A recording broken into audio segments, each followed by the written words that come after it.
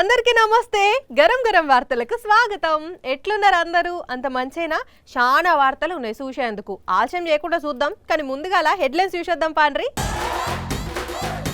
Welcome to పాడుతా చప్పగా. పాడుతా చప్పగా ఉప్పేస్తే ఉప్పగా. చంద్రబాబు సంపద సృష్టి లెక్కలు చెప్పిన బుగ్గన.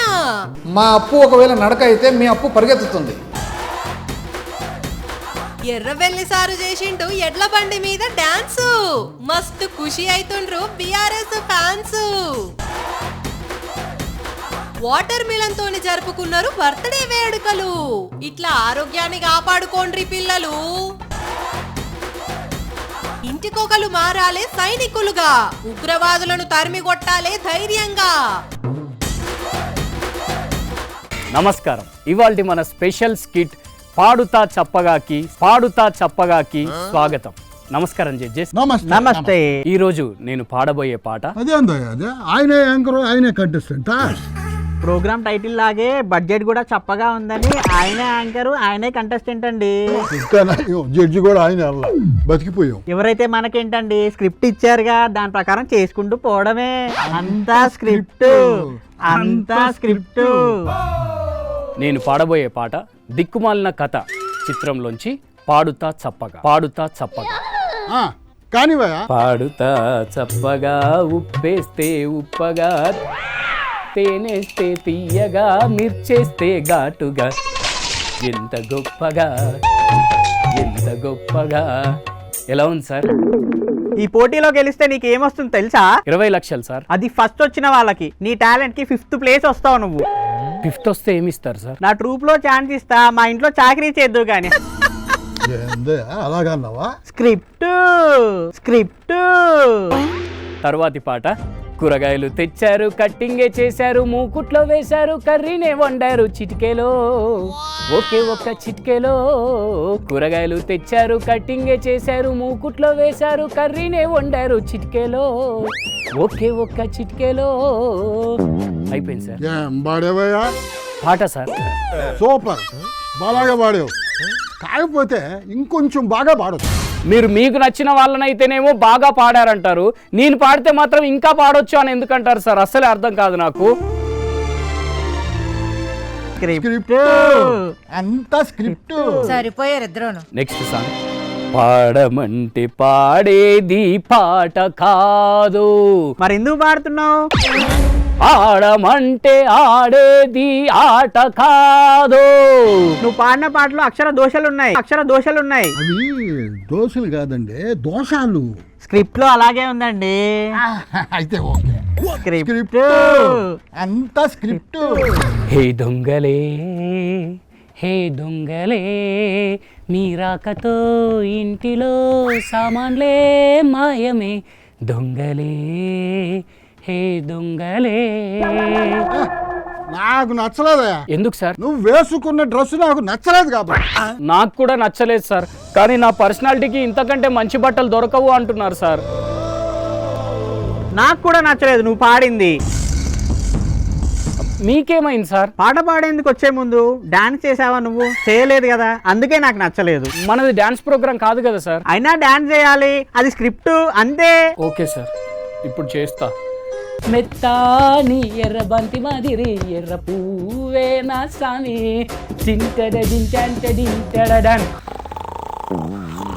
సార్ నా దృష్టిలో పెళ్లిలో పాటలు పాడేవాళ్ళు సింగర్లే కాదు.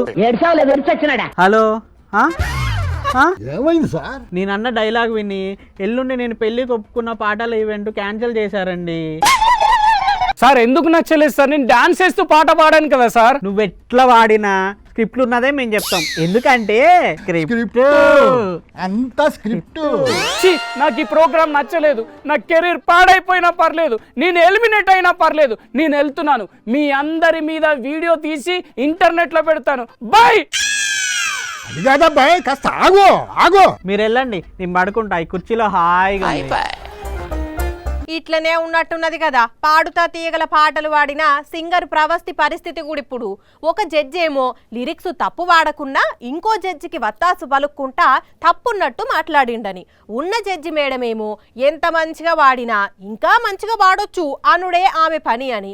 ఇక మ్యూజిక్ డైరెక్టర్ జడ్జి ఏమో నా ఇంట్లో చాకరీ చేసే పనిస్తా అన్నట్టు మాట్లాడిండని బాధ కొద్ది వీడియో తీసి ఇంటర్నెట్లో పెట్టింది పాపం ప్రవస్తి.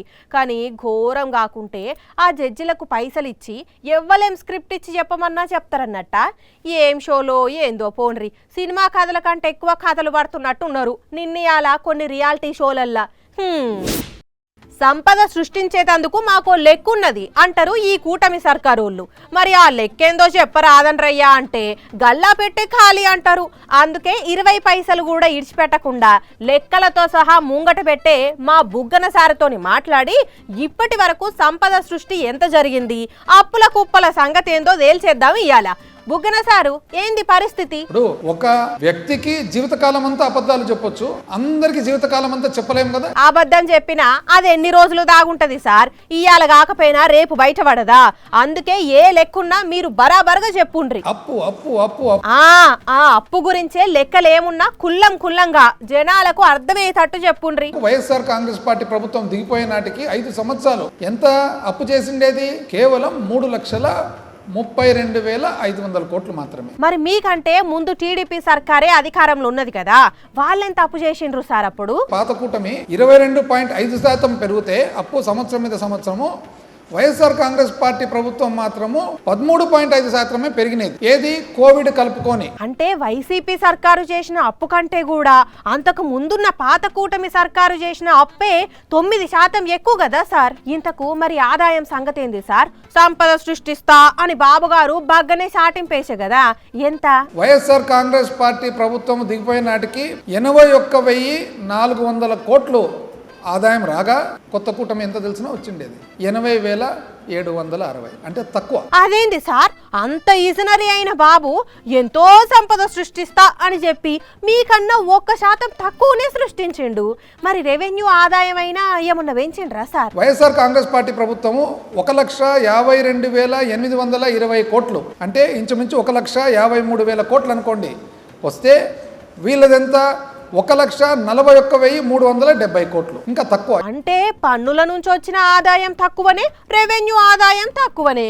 ఇక బాబుగారు సంపద ఎక్కడ సృష్టిస్తున్నట్టు బుగ్గన సార్? అప్పు మాత్రము అనర్గళంగా పెంచుతున్నారు. ఎంత పెంచుతున్నారు? అప్పుడు ఆ సంవత్సరము వైఎస్ఆర్ కాంగ్రెస్ పార్టీ చూస్తే 77,208 కోట్లు.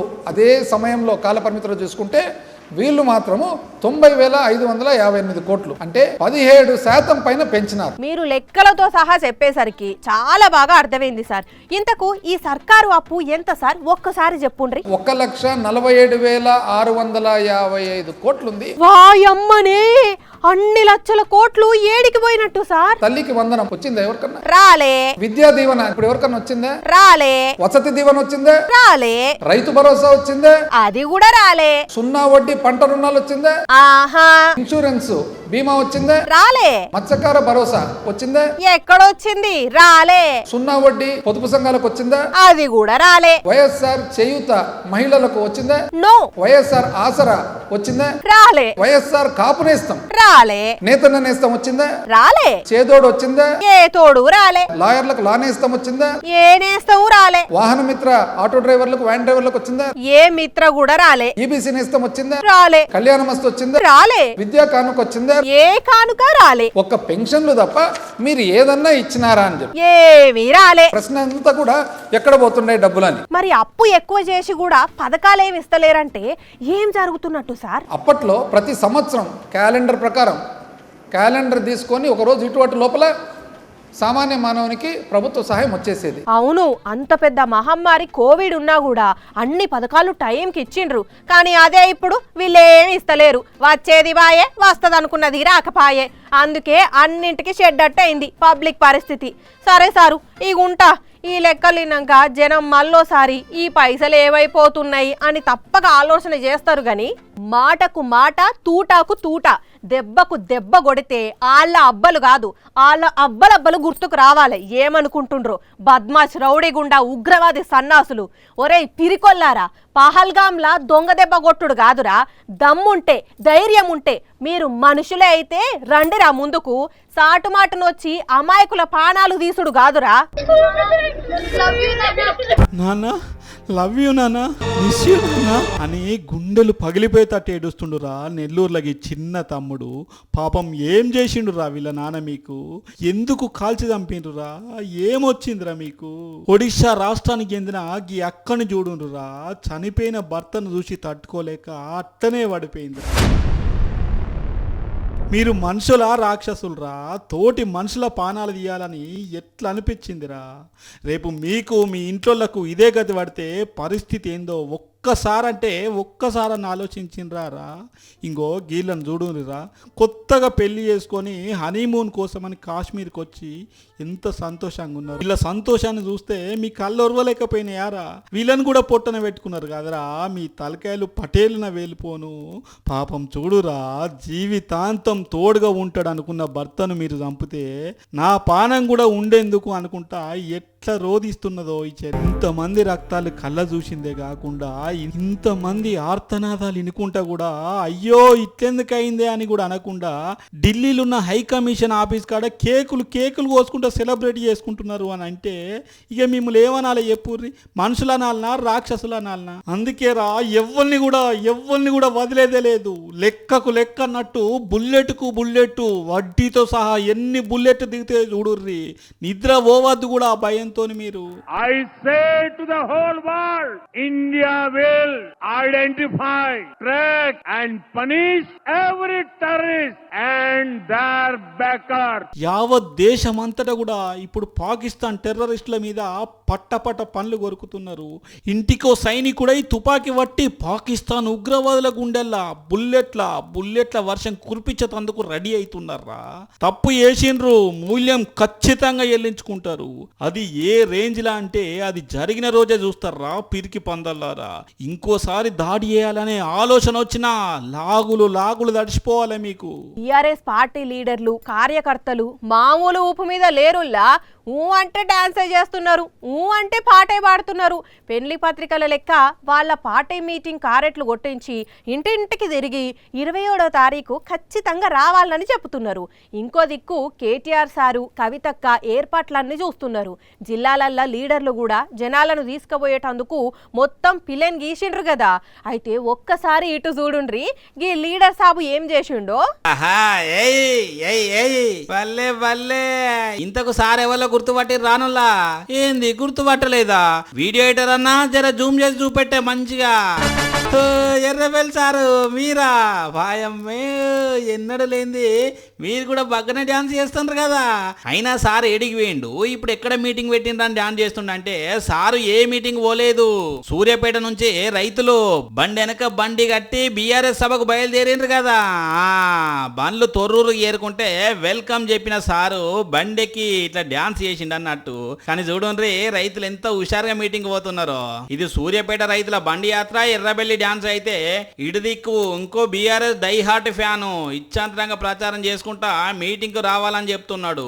ఈ అన్న కూడా మీటింగ్ కి పోతున్నాడట. కానీ బీఆర్ఎస్ పార్టీ వాళ్ళు మీటింగ్ కు భలేగా ఊపు తెప్పిస్తున్నారు. పోన్రి, చిన్నపిల్లల బర్త్డే పార్టీ అయినా, పెద్దోళ్ళ బర్త్డే పార్టీ అయినా, పొలిటికల్ లీడర్ల బర్త్డే అయినా, అట్లనే పెళ్లి రోజులైనా, ఇంకేమన్నా శుభ సూచకాలున్నా కేకు తెచ్చి కోసుడు, టపాసులు వేల్సుడు, జోరంటే జోరు చూపెట్టుడు.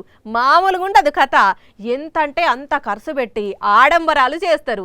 తగ్గేదేలే అంటారు కదా. అయితే ఈడ మాత్రం బర్త్డే పార్టీ ఎట్లా జరిగిందంటే, కేక్ వద్దు వాటర్ మిల్లనే ముద్దు అని వాటర్ మిల్లన్నే కట్ చేసి జోరుగా బర్త్డే వేడుకలు చేసుకొని సంబరపడ్డది ఈ చెల్లె. అగ చూడండి ఎంత పెద్ద పుచ్చకాయ కోసి ఎంతగానో ముక్కలు చేసి పంచడానికి రెడీగా పెట్టిండ్రో. అట్లని ఒక్క వాటర్ మిల్లన్నే కేక్ కు బదులు కట్ చేసి చేతులు దులుపుకోలేదు.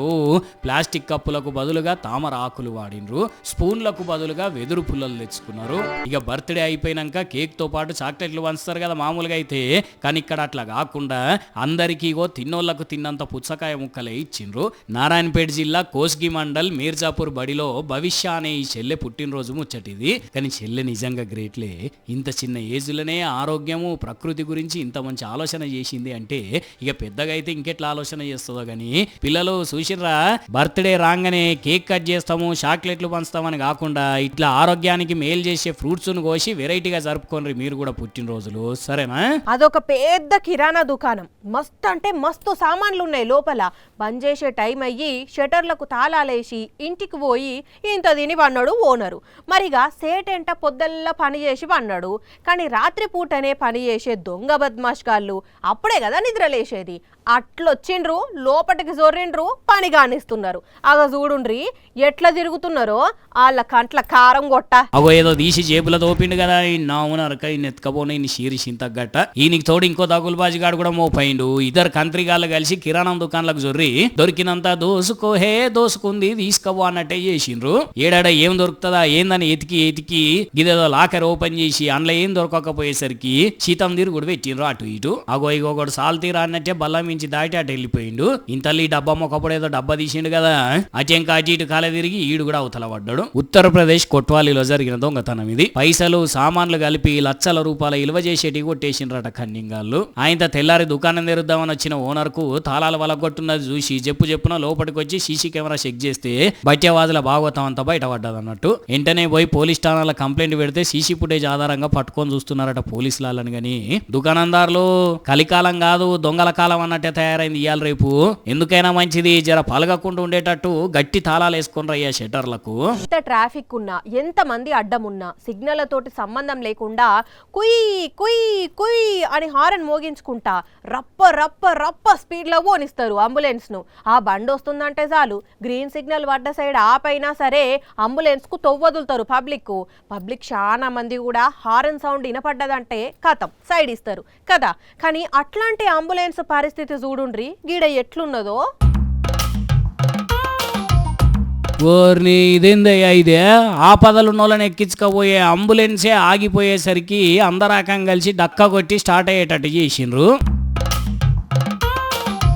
యూపీ గోండాలో ఉన్న ఒక మెడికల్ కాలేజ్ దగ్గరకు వచ్చిన ఈ అంబులెన్స్ ఎంతకు స్టార్ట్ కాకపోయేసరికి అక్కడనే ఉన్న కొంతమంది ఇట్లా దోస్తే అప్పుడు స్టార్ట్ అయ్యి ముందుకు పోయిందట. మరి కానీ ఎవరన్నా ఉన్నారో ఖాళీ అంబులెన్స్ అయినో గానీ ఎవరినన్నా ఎక్కించుకొని ఉంటే మాత్రం ఆగం కథే కావచ్చు పోన్రి. మరి కాదా పోకుండా తొవ్వాలి ఇంకెక్కడన్నా ఆగిందంటే ఇంకేమైనా ఉన్నదా? మళ్ళీ ఎంతమంది డక్క కొట్టుకుంటూ కూర్చోవాలి దాన్ని.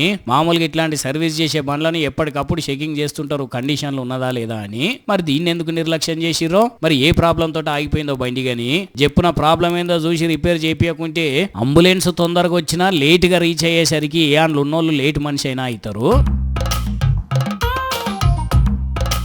ఇక ఇవి మరి ఇయాల్టి గరం వార్తలు. మళ్ళా రేపు ఇదే టైంకు ఇట్లనే చాలా వార్తలతోని కలుసుకుందాం. అప్పటిదాకా ఏం చేయాలి, చూస్తూనే ఉండండి సాక్షి టీవీ. టైం యాదికున్నది కదా, రాత్రి 8:30కి మళ్ళీ పొద్దుగాల 8:30కి ఉంటాం మరి.